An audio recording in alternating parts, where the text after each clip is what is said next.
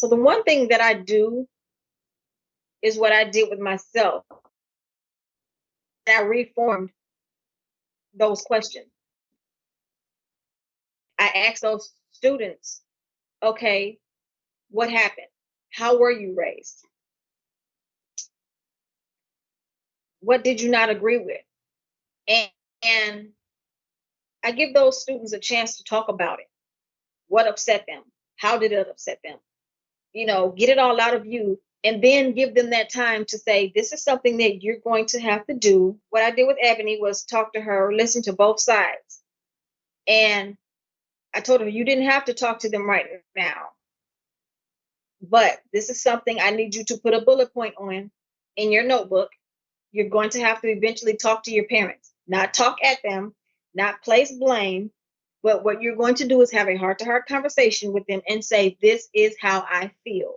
This is how I felt. This is where I am now. Because truthfully, no child really wants to be angry at their parent. You really don't. You love your parents and your parents love you. You just have all these programs, as you mentioned, in your head spinning around, and you're trying to deprogram them all. So it's those are the hard days, but I walk them through it.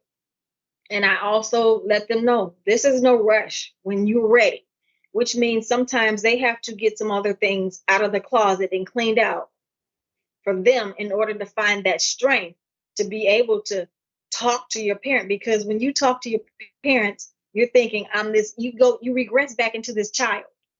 You're like, I'm the child. This is the parent. You're a child looking up at the parent that's saying no to you, or no, you can't do this. So, this again, it's all programming. So you're deprogramming now. You're trying to not just deprogram yourself, you're trying to deprogram your parent.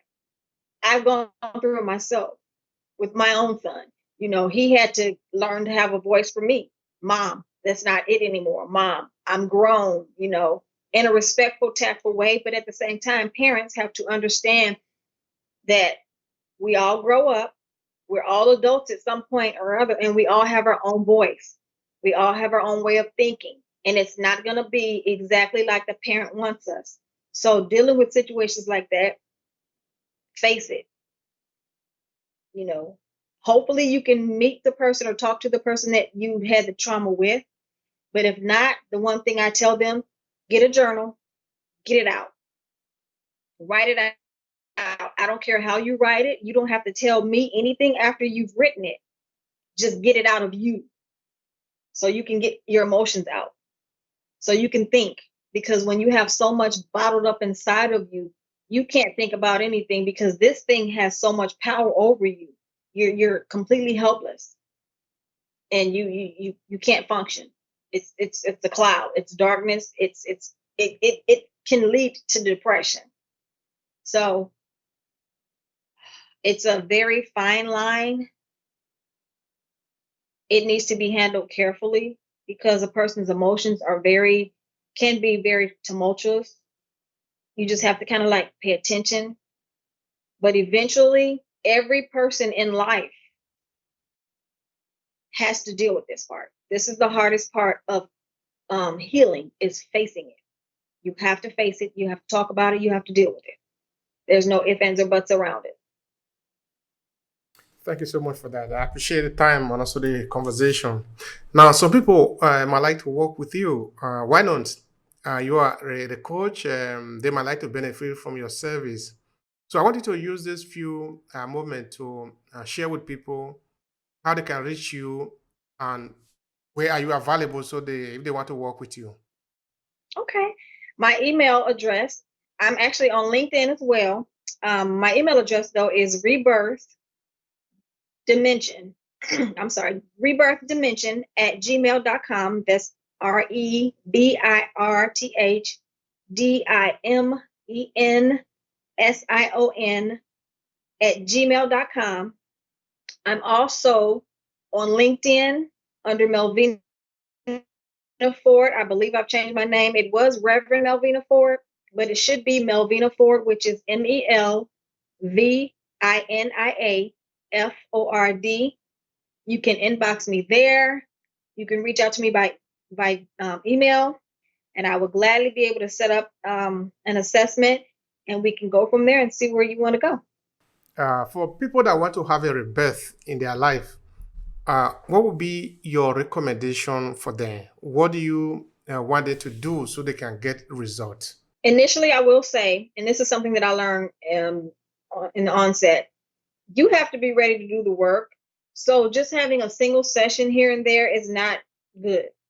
I would say at least starting off with 3 to 6 months is the best thing, because it'll give you time to work on the situation slowly or in your own pace, and it'll give me time to work with you to unpack the things that need to be unpacked and get to understand who you truly are. Anything worth working towards and actually gaining good ground, you have to give it time. It's just like you can't cook a pot of beans in 5 minutes. It's just not going to happen. So 3 to 6 months, I would say, is a good deal for anyone. That'll give you a chance to literally start the healing. If nothing else, get a few things off the table so you can, and you'll have the tools to move forward to work on other things. Some people want to go longer, like my student now, she's in the Navy. She checks in with me periodically and she'll say, Auntie, I need to do some cleanups right now. I just need some housekeeping, you know. And she'll come back with me every now and then, and we'll do a monthly, but anyone starting off, I wouldn't say anything less than 3 to 6 months at least. All right. Now, what would be your final thought here to conclude the conversation? This might be maybe a message, or it might be a kind of a line you want to reinforce from our conversation. Please go ahead and do that. What I would tell everyone in this world right now, remember, you are on a journey, and the journey in this life is to understand who you truly are inside. So a lot of the things that we see that are in front of us, we should not hold on to them so tightly, because of the fact that it is a journey. There are people that are going to come and go. There are things that are going to happen, and they're going to go away. It's the lesson that is within any of the situations that we deal with and people that come in and out of our life that we're supposed to be getting. Get the lessons. Love the life. When you can look at life as just a lesson, oh, this is just a lesson. It's gonna, it's not gonna last long. I'm ready for the next lesson. It's just like going to school. Oh, I'm finished 5th grade. I can go on to 6th grade. Look at life in that situation, in that capacity. It gets a little bit easier. Sometimes we get some hiccups. Sometimes we fail a class, and we may have to retake it. It's okay. What did you learn from the failures? That's key in everything. What did you learn from the failure? What did you learn from the hurt? What did you learn from the trauma? Not to hate more, not to hurt more, not to be placed. But what did you learn for yourself to become better? And most of all, do not let anything empower you. Do not give anything so much power that you forget who you are. No one deserves that. That has really been very interesting conversation. I appreciate it. Thank you for having me. I appreciate it.